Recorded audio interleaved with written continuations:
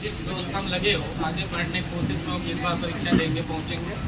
अच्छा है कि ये ऐसे कुल अपने मेंटरशिप से इस बार 42 लोग हिंदी मीडियम में प्योर ऐसे हिंदी मीडियम से रहे। 15 और बच्चे सेलेक्ट हुए हैं जो पार्सिली हिंदी मीडियम के।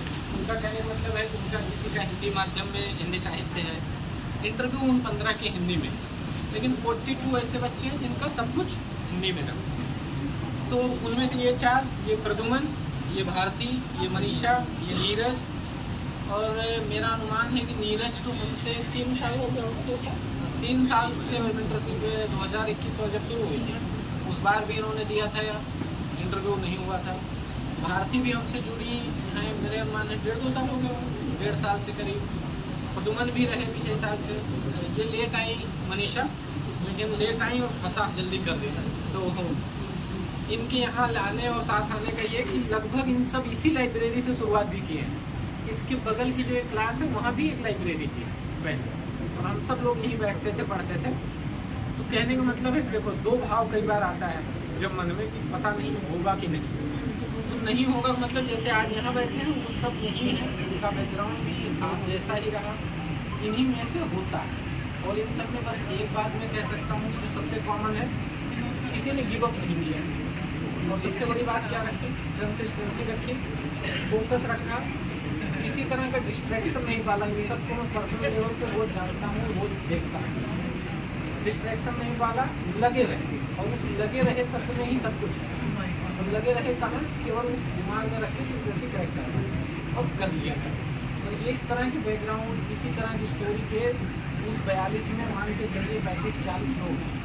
1-2 बच्चे बहुत ऐसे होंगे जिनका बैकग्राउंड इस तरीके का होगा कि सोशियो इकोनॉमिक बैकग्राउंड उनका थोड़ा बेहतर रहा होगा, नहीं तो सबका background middle class, lower middle class, गरीब परिवार से, जिनकी स्ट्रगल की स्टोरी में 1-2 साल 3 साल से खुद प्रत्यक्ष तौर पर देखता रहा हूँ।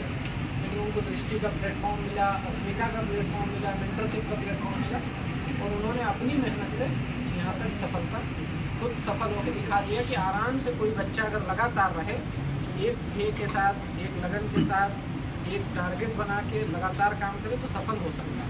और वो आपके सामने है। यहाँ हम आए हुए थे क्लास में, तो मेरा ये था कि मूल था लाइब्रेरी से जुड़ाव, तो आप लोगों से मिलवा दें, बस इतना ही उद्देश्य था।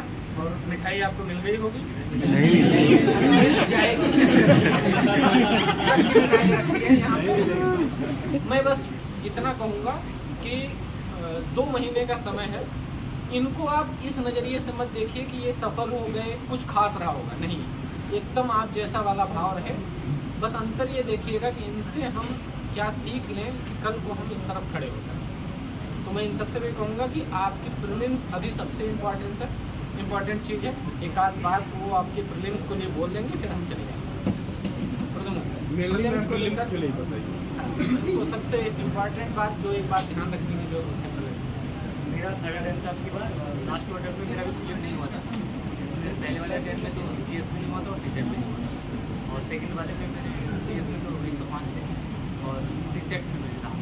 तो एक तो सीसेट वाले क्षेत्र आप जानते होंगे कि बहुत ज़्यादा आजकल कठिन चल रहा है। तो अभी ये ध्यान रखिए कि 2-3 घंटे तो आप पढ़ते रहिए सीसेट में जरूरी, और टेस्ट भी लगाती रहिए रीजन के साथ साथ में, या कोई भी मतलब दृष्टि के। और जब लास्ट 20 दिन बचे जो मैं करता था और जो मुझे लगा कि बहुत अच्छा रहा है, वो ये कि जिस टाइम जो पेपर होता है, जैसे 9:30 बजे होता है जीएस का पेपर और 2:30 बजे सीसेट का होता है, तो उसी समय प्रीवियस ईयर समय पर कीजिए, और जो बुक होती है रिफ्रेश पढ़ते हैं।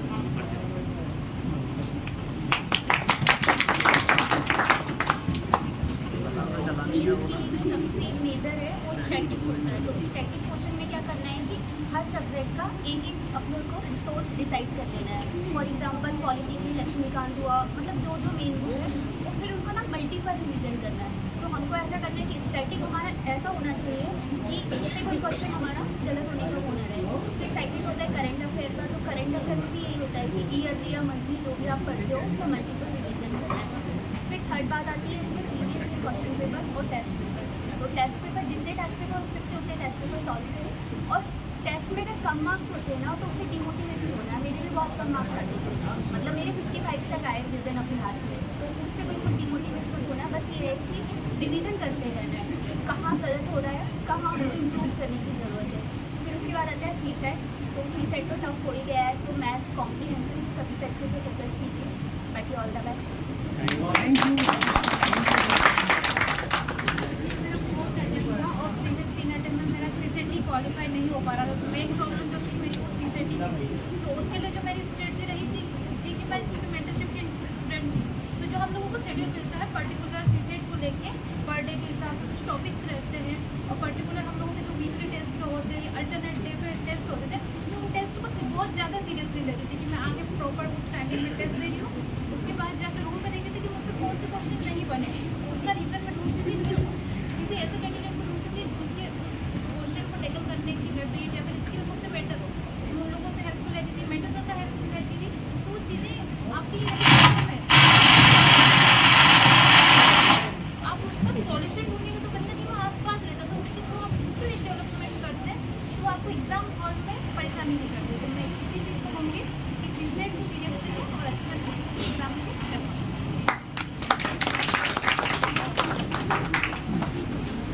सारा बता ही दिया है। सीसेट को लेके मैं एक बोलूँगा कि जो 80 क्वेश्चन आप अगर पेपर में उसके गो थ्रू हो जाओगे, मीन पहला टारगेट वही रखो कि अगर सीसेट क्लियर करना है तो आप 80 क्वेश्चन जो है उसको देख लो। ये अगर कर पा रहे हो पेपर में आप जब भी टेस्ट दे रहे हो तो आपके चांसेस और बढ़ जाएंगे। और अपना सेट करके रखो कि आपकी एक्यूरेसी कितनी है, कितने आप अटेम्प्ट कर रहे हो, कितने सही हो रहे हैं। तो एक माइंड में रहेगा कि मुझे वहाँ जाकर कितने क्वेश्चन अटेम्प्ट करना है।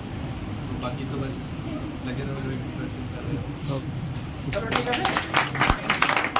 सारा मामला इतना बड़ा है कि अगले 2 महीने जीवन में पढ़ाई के अलावा खुद को भी भूल जाना, ठीक है ना, खुद को भी। और सारे फ़ोन, सोशल मीडिया ऐप, घूमना, चाय दुकान, चौराहे पे और टिप्स लेना, वीडियो देखना, ये सब बंद। दिन रात क्या करना है, पढ़ना। और पढ़ना ही नहीं है, सबसे ज़्यादा ज़रूरी है बचे हुए 2 महीने में प्रैक्टिस करना है। जो 2 महीने में सबसे ज़्यादा प्रैक्टिस कर लेगा वो आपको अगले बार दिखेगा कि प्रीलिम्स क्वालिफाई हो गया। पढ़ाई कभी ख़त्म नहीं होती और प्रैक्टिस कभी शुरू नहीं होती, ये संकट है आपका। तो प्रैक्टिस शुरू कर लीजिए, पढ़ाई को रिवीजन तक रखिए, ठीक है ना। Thank you.